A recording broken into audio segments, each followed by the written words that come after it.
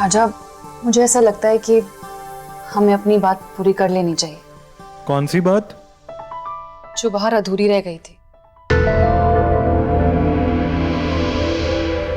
देखो रानी, मुझे जो बोलना था वो मैं बोल चुका हूँ। लेकिन मेरी बात पूरी नहीं हुई है। तुम क्या कह रहे थे? तुम जो भी कर रहे हो परिवार के प्यार के लिए कर रहे हो। मुझे एक बात बताओ, अगर तुम एक गरीब परिवार से होते तो पितृदोष की वजह से 1 साल के लिए बिना काम के घर पे बैठे रहते? पता नहीं। नहीं रह पाते। राजा, भूख और जिम्मेदारी इंसान को एक भी दिन के लिए घर पे नहीं बैठने देती।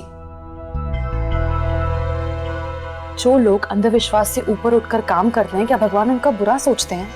देखो रानी, बात सिर्फ मेरी होती ना तो मैं रोज दुकान जाता, लेकिन बात मेरे परिवार के विश्वास की है। उनके लिए मैं कोई खतरा नहीं उठा सकता। विश्वास नहीं, अंधविश्वास। राजा, मैं समझती हूँ कि तुम जो भी कर रहे हो ना खुद को समझाने के लिए कर रहे हो। ये अंधविश्वास है। अगर कुछ करना ही है तो किसी जरूरतमंद के लिए करो। बेसहारा का सहारा बनो। कुछ ऐसा करो कि किसी की जिंदगी में फर्क पड़े। रानी, मैं भी जो भी कर रहा हूँ अपने मोटा पापा और मोटी मम्मी के लिए कर रहा हूँ। और तुम्हें पता है ना, आज महाशिवरात्रि है। मतलब आज के दिन ही पार्वती जी और भगवान शिव जी की शादी हुई थी। और पार्वती जी अपने पति को बहुत अच्छे से समझती थी। तो मैं भी अपने पति को बड़े अच्छे से समझती हूँ। तो अगर समझती हो तो बार बार क्यों मुझे एक ही चीज समझा रही हो? समझती हूँ इसलिए तुम्हें समझा रही हूँ राजा। तो अगर समझती हो ना तो एक और चीज समझ लो, मेरा नजरिया नहीं बदलने वाला। और मैं इतना भी जानता हूं कि तुम भी नहीं बदलने वाली। तो इस बात को यहीं खत्म करते हैं।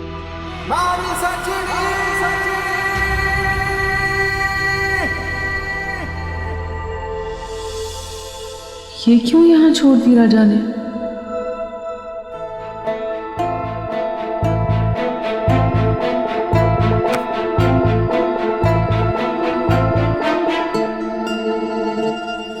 ओम पंचभूताय नमः। ओम नमः शिवाय। ओम नमः शिवाय। ओम नमः शिवाय। ओम नमः शिवाय। ओम नमः शिवाय।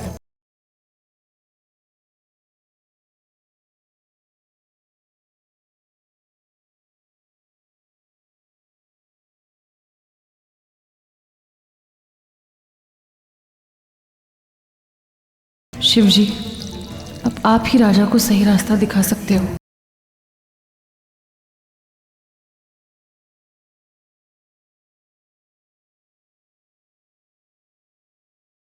अरे ये क्या?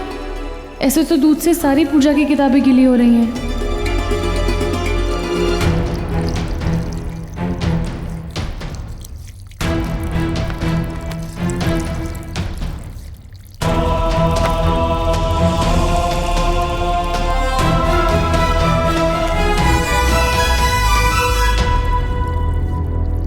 कर्म ही जीवन है।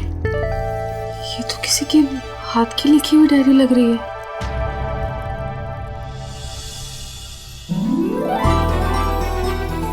धन्वंतरि शून्य, ये तो पप्पा जी की डायरी है। लेकिन ये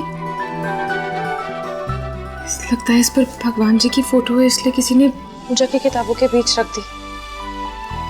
राजा तो ये डायरी देखकर बहुत खुश होगा।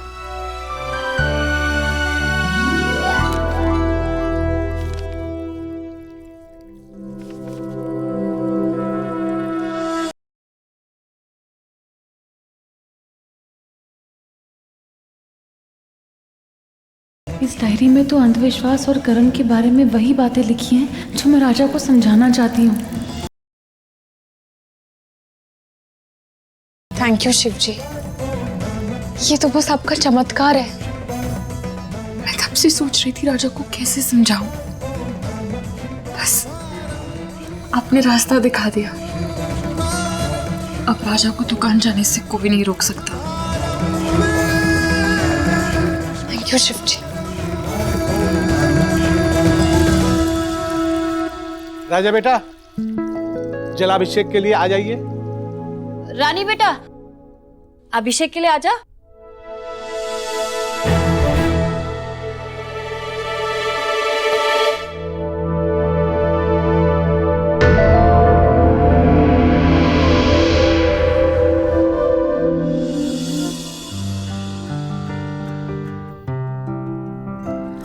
मेरी धड़कन एक कम हो, तेरी धड़कन में गुम हो, एक दूजे बिन अधूरे मिलके पूरे हम हो। मेरी धड़कन एक कम हो, तेरी धड़कन में गुम हो, एक दूजे बिन अधूरे मिलके पूरे हम हो। शुभारंभ। हर हर महादेव, हर हर महादेव। जलाभिषेक समाप्त हुआ। अब आप लोग हमें 5 मिनट का वक्त दे दीजिए ताकि हम आरती की तैयारी पूरी कर लें।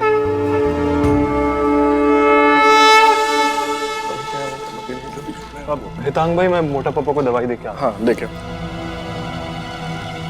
राम,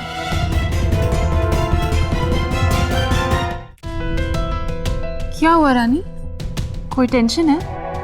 अब दर्शना भाभी, थोड़ी टेंशन भी है और थोड़ी खुशी भी।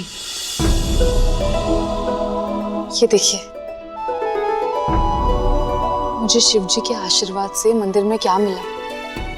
पप्पा जी की डायरी। धनवंत काका की डायरी? हाँ दर्शना भाभी, और इसमें जो लिखा है ना, मैं वही बात राजा को तब से समझाना चाह रही थी। मैं आपको पढ़कर सुनाती हूँ। इसमें लिखा है, कर्म ही जीवन है, जिंदगी में कर्म से बड़ा कुछ नहीं होता।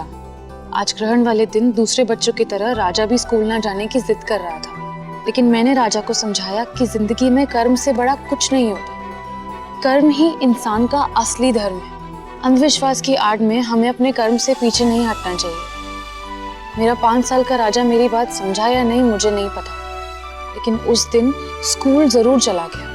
उम्मीद है बड़ा होकर भी राजा अपने कर्म से पीछे नहीं हटेगा। अब आप ही बताइए ना, जब आपके पितृ आपके साथ है तो पितृदोष से क्या लेना देना? वो तो सब अंधविश्वास हुआ ना। रानी को ये डायरी कहाँ से मिल गई? सही कहा, राजा भाई ये पढ़कर बहुत खुश होंगे। तो मैं राजा को अभी ये डायरी दिखा दूं ना? बिल्कुल, आती हूँ। जी।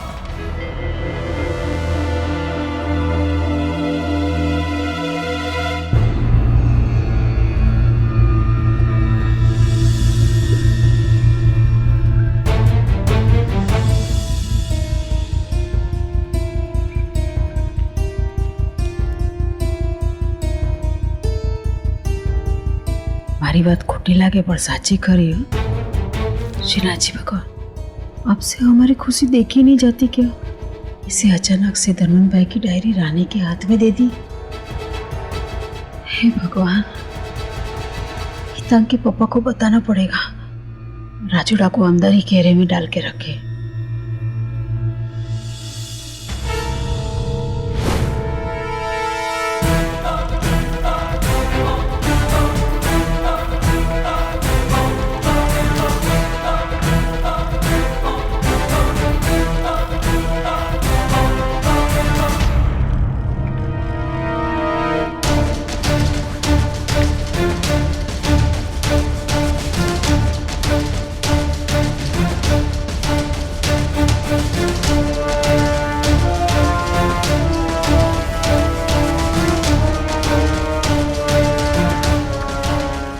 फोन चेक करो अपना, ये रानी को धनवंत भाई की डायरी मिल गई है कहीं से।